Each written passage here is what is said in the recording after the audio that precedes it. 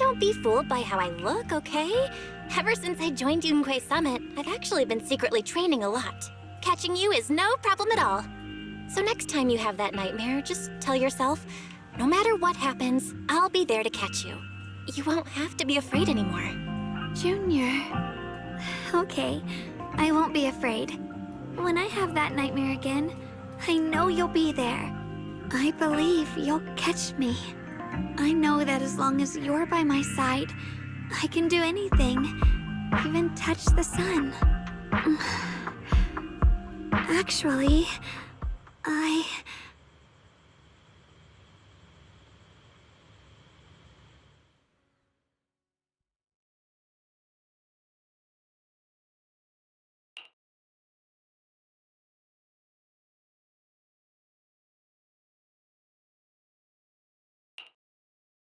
We meet again, my dear Junior. Shunguang was just about to tell me something. Is that so? What a coincidence. You wanted to know what's been bothering her, right? Then listen carefully. Let me tell you the secret of the Qingming sword. Inside the Qingming sword, there are two mysterious forces, both equally powerful and destructive. The two are constantly battling.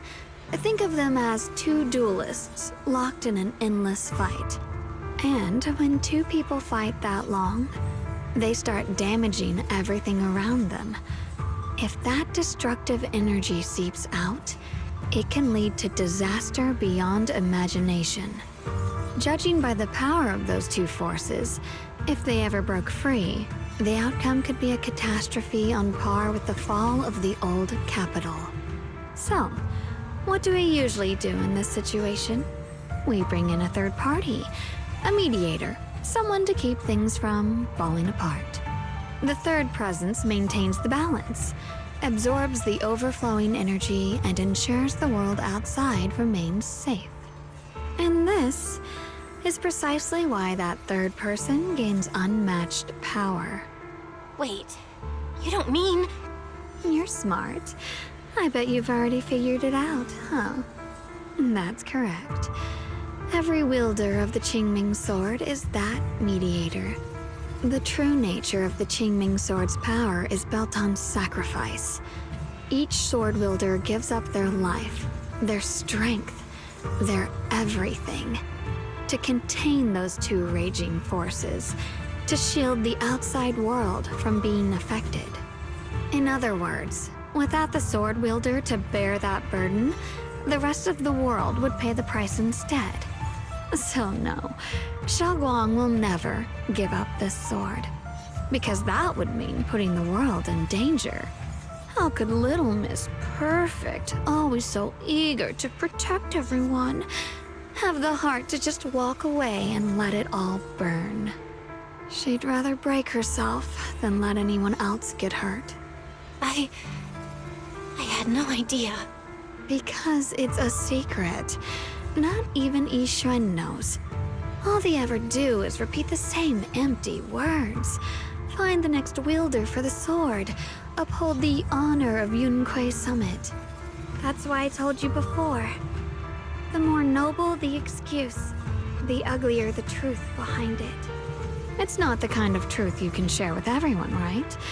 The so-called hero from the very beginning is really just a sacrifice. But why are you telling me this? Because I want you to save me. I'm asking for your help. Your precious Senior Shunguang will want to save everyone.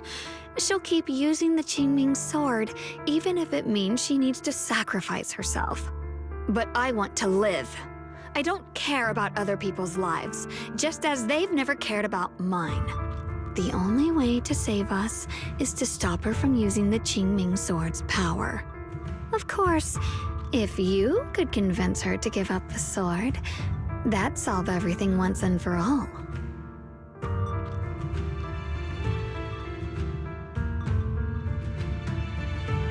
You'll help me, won't you?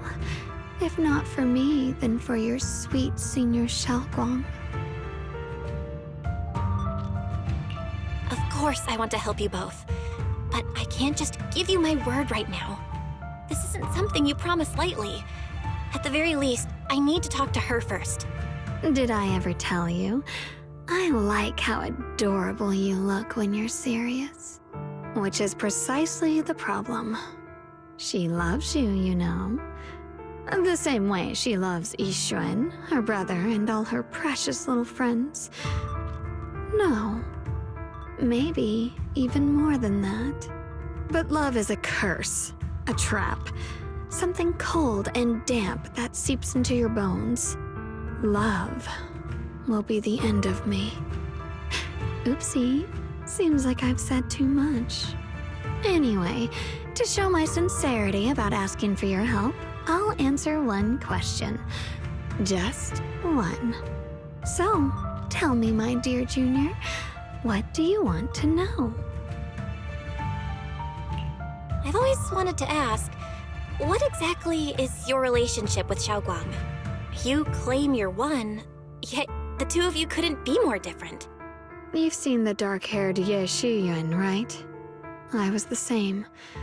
It's a gift we were both born with. But, unlike my brother and his other self, my existence isn't just about looking different. Because Ye Shunguang never wanted to just be the perfect Qingming sword keeper, the well-behaved junior everyone expected. She wants to live, just like any other ordinary person. I'm that side of her, the part that's wild, human. I'm her instincts, her desires, her humanity, the side she keeps trying to suppress. Surprised, huh? Obviously, from the outside, I look more like what you'd call a divine being. Humans are so good at turning what they don't understand into gods. Too bad I'm neither divine nor interested in being worshipped. If being sacrificed is my destined path, and death is supposed to be the end, then I'll fight it. No one gets to decide my fate. Not that damned Qingming sword, and not that sanctimonious Yunque summit. Well then, I suppose our little midnight rendezvous ends here. Until next time, my dear Junior.